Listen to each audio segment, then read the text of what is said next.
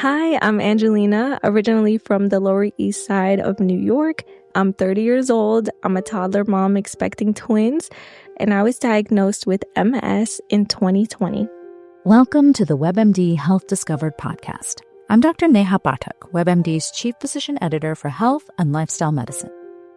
Every week in the U.S., approximately 200 people are diagnosed with multiple sclerosis, or MS. According to the National Multiple Sclerosis Society, 4 times as many women have MS as men, and more women are developing it, with many women first experiencing symptoms during some point of the most pivotal times of their lives, while starting college, launching careers, or building families. I grew up with parents that were divorced, and so when it was time for me to find care for these symptoms, it kind of just fell on me. So it took some time to get the diagnosis. I would say that I really started to look for answers in 2018, and that's when I was having persistent headaches all the time. And apparently the MRI didn't show any reason for the headaches. And in that MRI, you can also see the lesions, and they didn't tell me anything of that because that doctor wasn't looking for MS. And so they kind of just dismissed it and then didn't help me any further. And so perhaps I could have gotten diagnosed a lot sooner if they just mentioned, hey, this may not be for the headaches, but this looks like something else. Let's refer you. So I'm really grateful for that doctor actually pointing me in the right direction. Today, we'll explore the early warning signs to watch for, why prompt diagnosis can make such a difference in long-term health, and what the first steps look like after hearing the words, "You have MS." But our conversation doesn't stop there. We'll also address the deeper challenges patients face, like health disparities that delay diagnosis in underserved communities, the stigmas that may prevent women from seeking care, and the very real barriers that many patients deal with, including insurance, transportation, and language barriers. Well, first, I will say the doctor that diagnosed me told me on a voicemail. And then when I saw her, she still kind of dismissed all the symptoms that I had and said, this shows up on your MRI, but it doesn't show up on your symptoms. And so I still felt like she was dismissing my MS even after the diagnosis. So I then had to advocate for myself to get a different doctor. And when I got the next doctor, he confirmed everything that I said. He validated how I felt. And that's when I started to actually get the help that I needed. More on MS when we return. Welcome back. Let's continue unpacking the facts. They referred me to NYU in Midtown, an MS center that had multiple doctors there that specialized in MS. It's a MS center, so it felt like this is my place. It's like going to a cancer center if you have cancer, and they're specialized in that. They know how to help you. They have all the resources. They have all the different providers that specialize in a therapy for your diagnosis. Like, it was just really helpful to be there. I've connected with so many people of all communities, but it was really cool to finally find people within the Hispanic community or even like within the Lower East Side that I just didn't even know, like that had MS as well. Like, just finding people who you can connect with on multiple levels is really awesome when you go through a diagnosis like this. Because when I was first diagnosed, I did not know what MS was. It's really important to be your own advocate because your health matters and no one knows you better than yourself. Social media is a great way to connect with others to then be exposed to what else is out there. I found my treatment from a commercial. And so just look around and see what's out there and then ask about it and then do your research and find a good community and support system, and everything's going to be okay. We'll share how becoming your own advocate, preparing for medical visits, and connecting with peer support can empower women with MS to navigate their journeys with confidence and community. First, let me introduce my guest. Dr. Mitzi Joy Williams is a board-certified neurologist and a fellowship-trained multiple sclerosis specialist with over 15 years of experience. As the visionary behind Joy Life Wellness Group, she's become an internationally recognized leader in MS care, especially for underserved communities.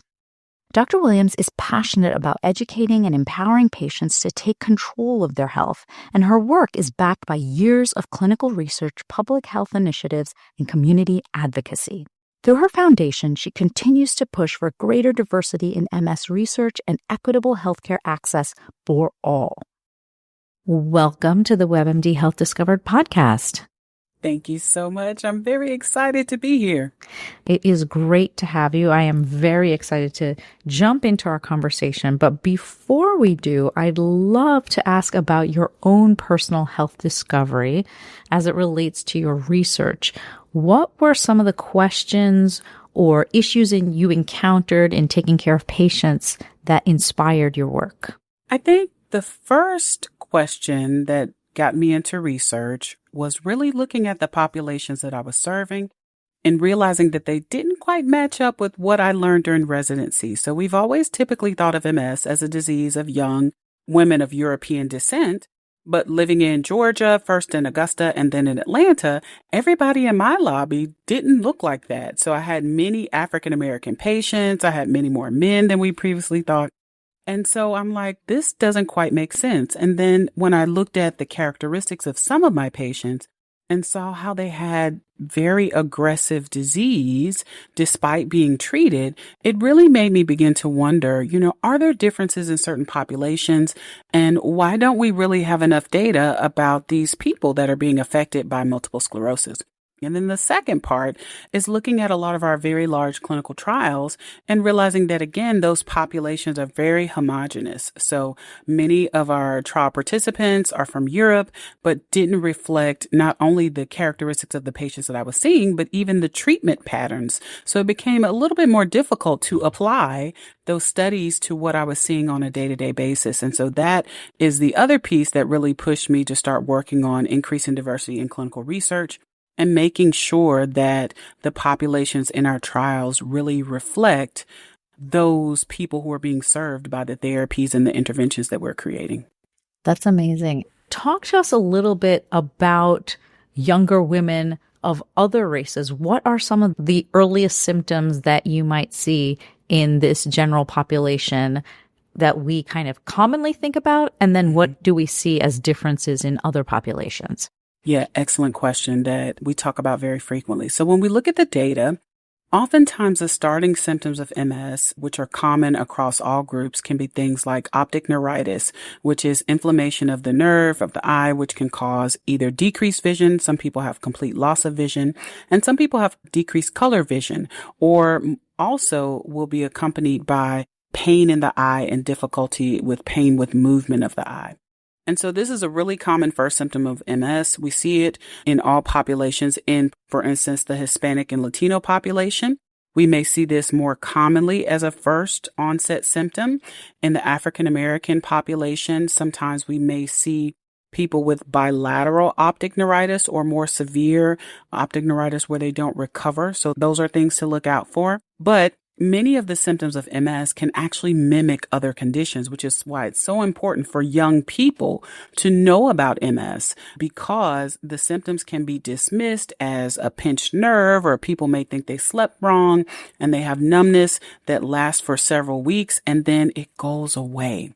And so we really want to stress the importance of, if someone is having neurologic symptoms, even if you are young and otherwise completely healthy, which is the demographic that MS often affects.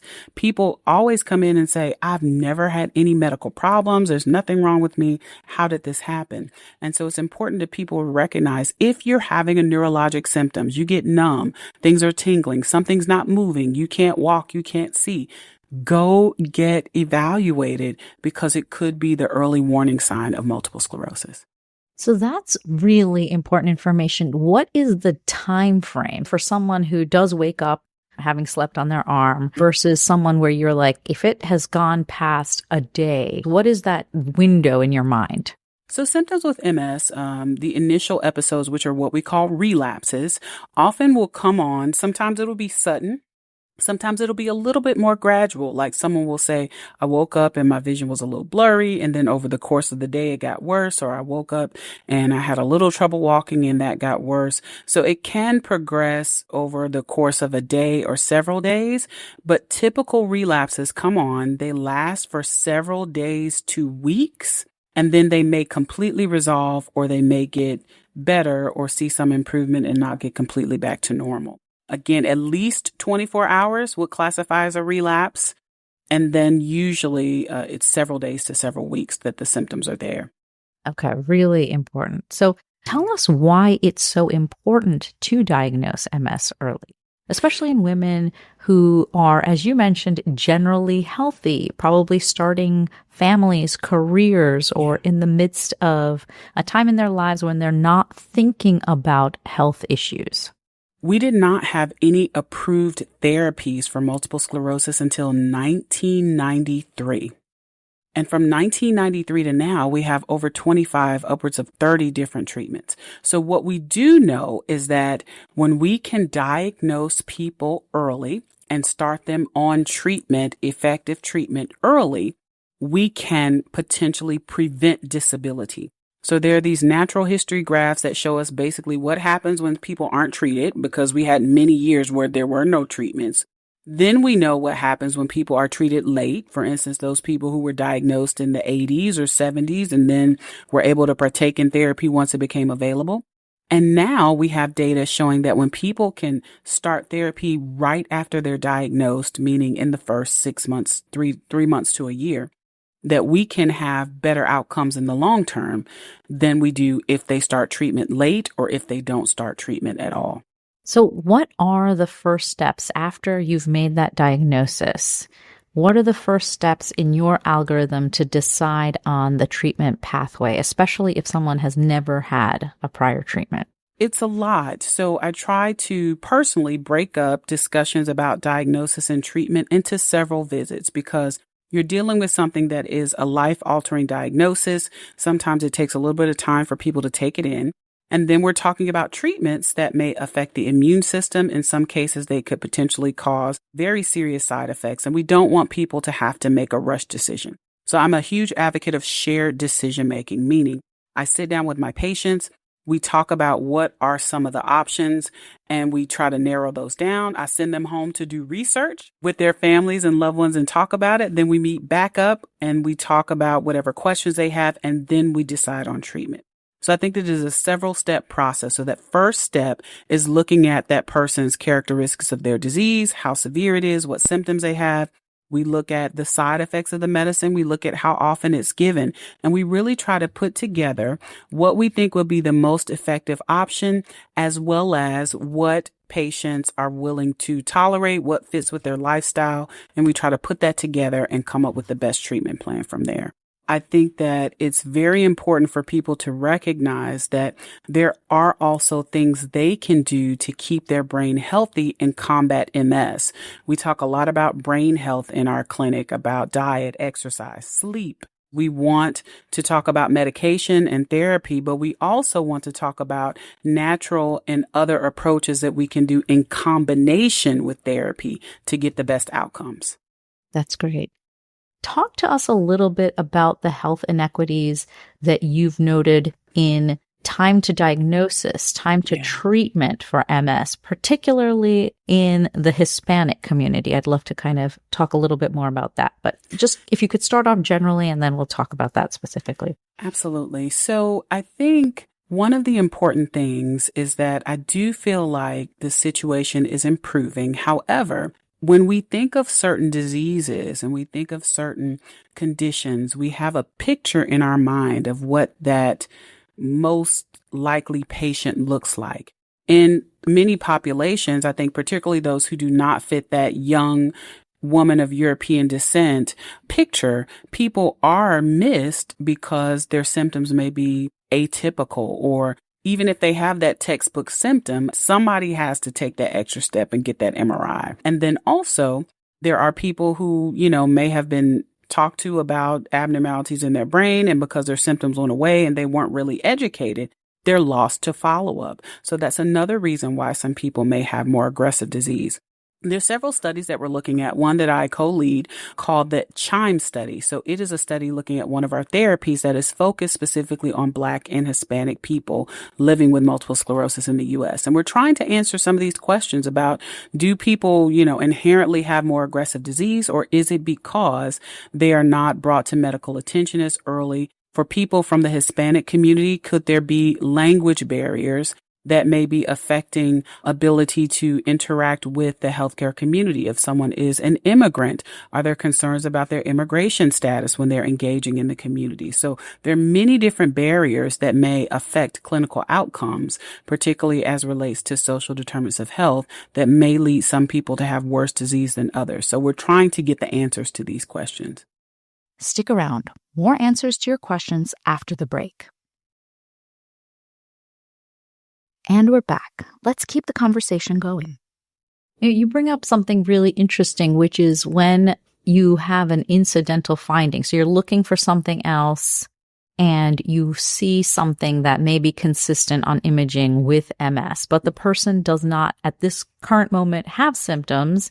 What do you want people to take away in terms of, if there is an incidental finding, how do you sort of hold on to that and say, okay, this is a part of my history now. I need to share this with my doctor or my medical team going forward?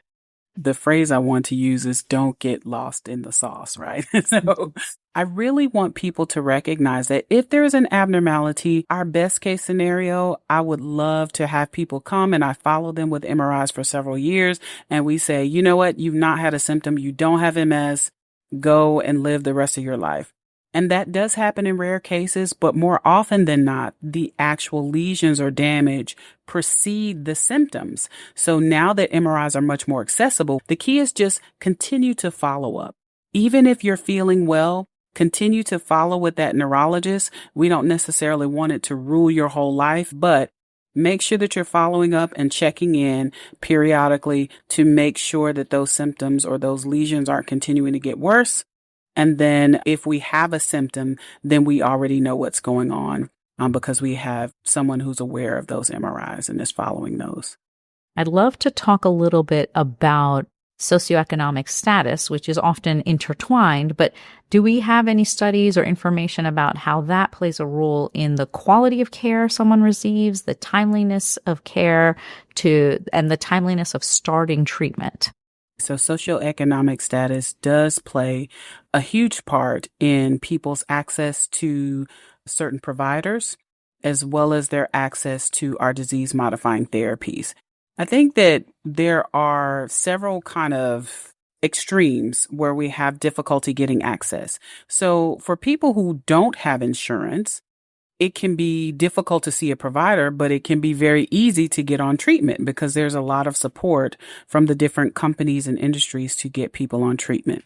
Then we have those who have private insurance who may have access to a provider, but depending on the formulary of their insurance, they may not have access to the best treatment that they come up with their doctor. But more often we have folks who fit in the middle, who may have some form of insurance, but either it is very limiting in terms of the things that they can access, in terms of the providers they can see. And it's expensive to go to the doctor. There are co-pays. Sometimes there's transportation. One of the biggest challenges or barriers that we see is actually having access to specialty care. So within every field, neurology and other fields, there are subspecialists. So sometimes seeing a general neurologist, which many of them are very good at treating MS, may not be exactly what someone needs, and they may need to see a specialist. And so we're having a lot of difficulty with people getting access to subspecialty care where they can really focus on that shared decision making with someone who has expertise in all of these treatments and all of the different interventions related to MS. And we often think about how we want to help patients be advocates so that they can find and access these systems. But I want to take a little bit of a flip side approach right now. How can healthcare providers, healthcare systems really be thinking about closing the gap in MS outcomes across different communities? So that is a big question. I don't know that we have enough time to answer all of it. But one thing I would say is first being aware, recognizing that social determinants of health can sometimes affect patient outcomes more than the medication that we give them, and realizing that, yes, we try to do the best care that we can. We try to give people prescriptions for symptoms, etc., but the prescriptions are not enough to ensure a good outcome. There was a project that I was really fortunate to work on with Prime CME, where we actually surveyed multiple sclerosis clinics. We surveyed the providers, we surveyed the patients, we asked about things like priorities in care, barriers to access, etc. And it was very interesting to recognize that sometimes what the providers thought was a priority to patients actually was not as much of a priority to patients. And then also to recognize that at the end of that project, we had each clinic sit down and for an hour do a feedback session, talk about what they can do in their community to address social determinants of health. And you would be amazed at what people can come up with if they just take a little bit of time to focus on this issue. Solutions will be local, and it doesn't have to be something that changes the world, but it can be something very small that can make a huge and lasting impact. I think that is fantastic and just so beautifully said. And I think really your point about solutions being local and thinking about the population you serve. So I'd love to sort of dig down now into this particular population. Can you talk a little bit about some of the unique barriers that Hispanic women may face when they're seeking care for MS, whether that's from diagnosis through ongoing treatment? Language is not the only barrier, right? But it can be a barrier depending on if someone is primarily Spanish speaking, or even if that person is primarily English speaking, their support system may have a language barrier. So MS is a disease that affects the whole family. So if one person understands and other people don't understand, there's still going to be an issue with continuing to follow through on care plans and other practices, etc. And so I think it's recognizing that family is a big part of decision making and including them in the decision making process. I think another barrier, again, is making sure that providers are looking and understanding the way that people are describing their symptoms. Often the language that people use to describe symptoms may be different depending on their cultural background. And so we have to kind of sit and make sure that we're understanding what people are saying to us. Another thing is that there can be potentially religious beliefs or other beliefs that maybe they did something to cause their MS. And so making sure that we as providers have an empathetic and understanding ear and don't just completely dismiss what someone's saying, but listen and try to provide the evidence that we have and the scientific backing that we have about how the disease process works to try to harmonize some of those beliefs. Because when we uniformly dismiss, then someone would potentially be lost to care because they feel like they're not being listened to and being heard. And I imagine that you're in caring for MS, not just caring for MS. There are other conditions that can travel along. I'm sure there are concerns around mental health impacts with a new diagnosis that carry their own stigma and sort of cultural sensitivities. Could you talk a little bit about the co-attending comorbidities that come along with MS? So we're often trying to look at things from a holistic view and say, all right, how much of this do we think is related directly to the disease process? And how much of this is related to having MS? Over 50% of people with MS will have depression at some point during the course of their diagnosis. So mental health is extremely important. We also know that mental health affects physical health. So we talk a lot about stress because people can have what we call pseudo relapses due to stress. And so MS care actually encompasses quite a bit. And then I think the other piece is making sure that we have a good team around us, whether it is bringing in our psychiatrists or bringing in our psychologists, whether it's bringing in our other specialists, whether it is physical therapy or occupational therapy. So we're always looking at making sure that we're creating the best team for that patient. And so it definitely encompasses many different things aside from just the CNS disease. So I spend a lot of time educating. I am a big advocate of people being empowered with knowledge.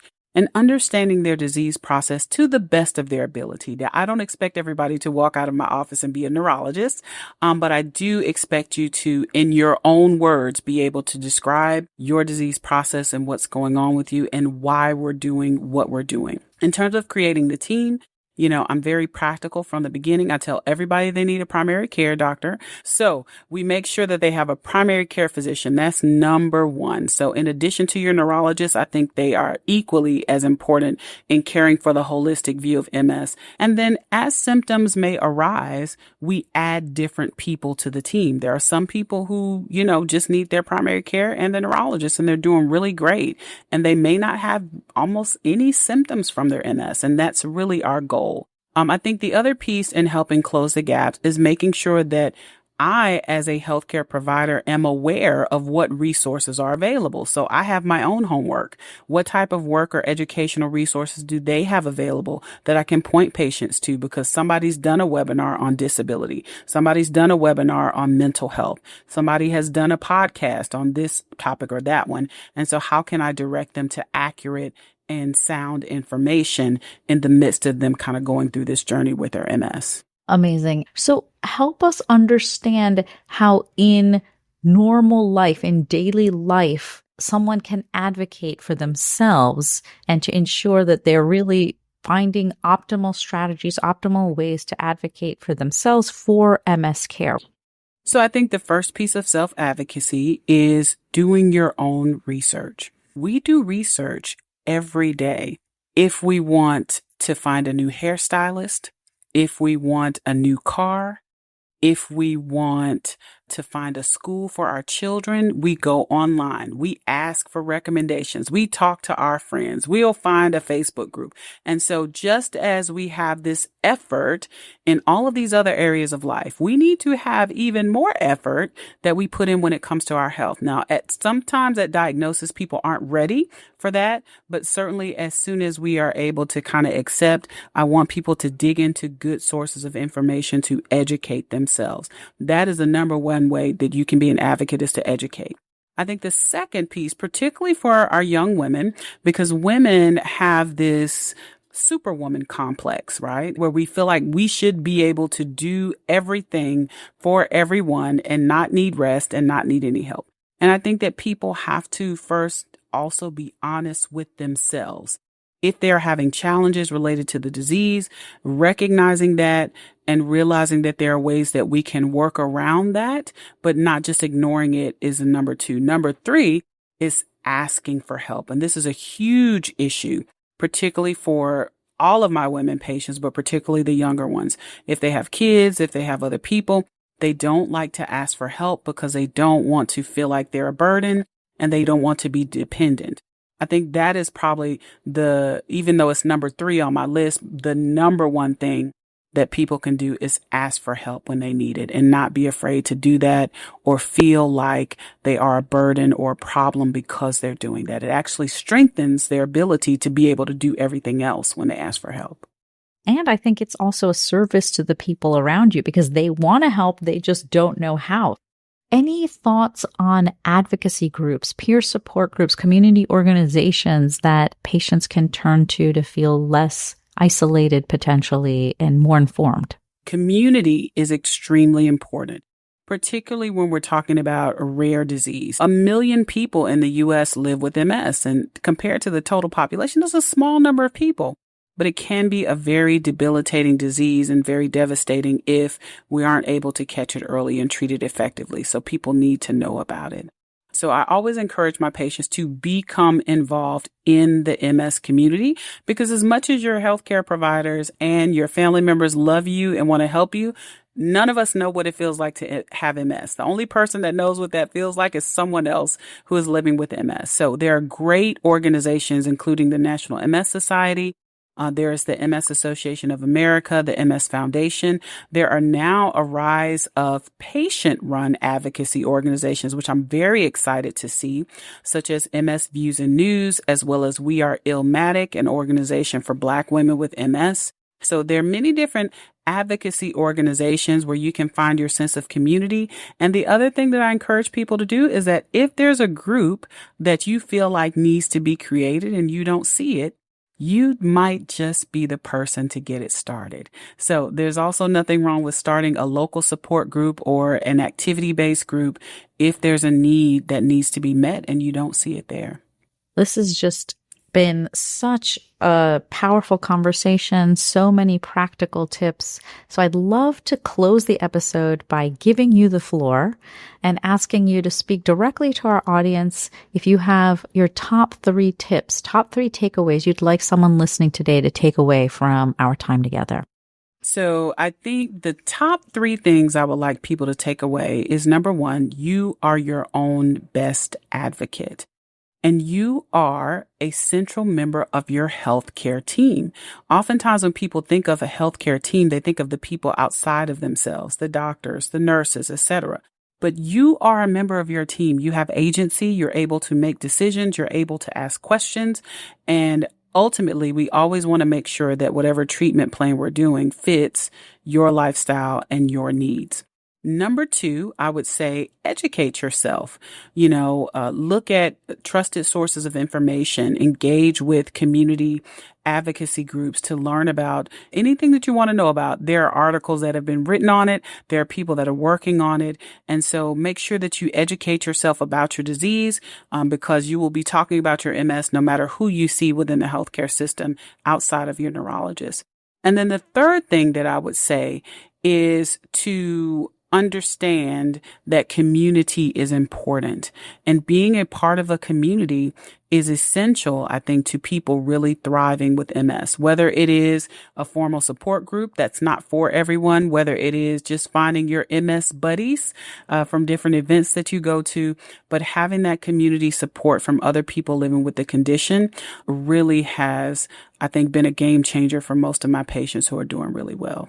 Thank you so much. Really appreciate your time. And thank you so much for this conversation. Absolutely. It is my pleasure. Thank you for having me. We've talked with Dr. Mitzi Joy Williams about multiple sclerosis. My key takeaways from the discussion are: don't ignore neurologic symptoms. Early recognition and diagnosis are critical. If you have vision changes, numbness, tingling, or trouble walking that lasts more than a day, don't brush it off as stress or just having slept funny. Getting checked early is key because starting MS treatment sooner can help prevent long-term problems. Empowerment and advocacy drive better outcomes. As a patient, you're a central member of the healthcare team. You are your strongest advocate. Learn as much as you can, ask questions, bring your family into the conversation, and connect with support groups. All of these actions can make living with MS more manageable and less isolating. You don't have to go through MS alone, and taking an active role in your care can make a big difference. Representation in research matters. For too long, MS studies focused mostly on one group of patients, even though the disease affects people of all races and backgrounds. More inclusive research means better treatments that work for everyone. Increasing diversity in clinical trials ensures that therapies are safe, effective, and equitable across all communities. To find out more information, make sure to check out our show notes. Thank you so much for listening. Please take a moment to follow, rate, and review this podcast on your favorite listening platform. If you'd like to send me an email about topics you're interested in or questions for future guests, please send me a note at webmdpodcast@webmd.net. This is Dr. Neha Pathak for the WebMD Health Discovered podcast.